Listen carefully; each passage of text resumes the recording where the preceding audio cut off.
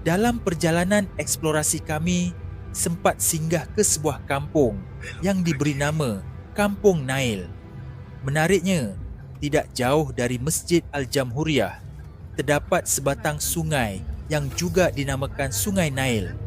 Nama yang sama di tanah Arab, seolah-olah menyimpan kaitan sejarah yang belum terungkap.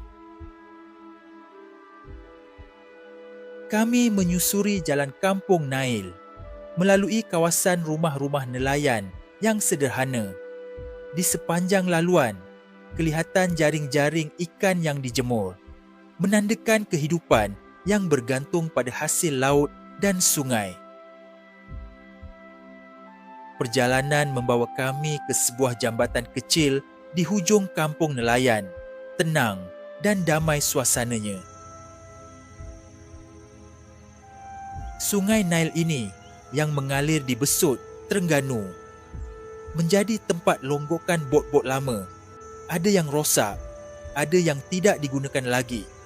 Seolah-olah sungai ini menyimpan memori tentang zaman kegemilangan nelayan dahulu dan mungkin juga tentang sesuatu yang lebih jauh dari sekadar kehidupan harian. Nama Nail itu sendiri mengundang persoalan. Adakah ia sekadar nama tempat atau ada kaitan dengan sejarah yang lebih besar?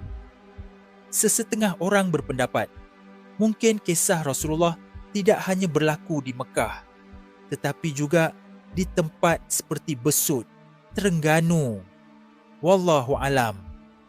Kita tidak tahu dengan pasti, tetapi nama-nama seperti ini membuka ruang untuk kita berfikir dan menyelusuri sejarah dari sudut yang berbeza.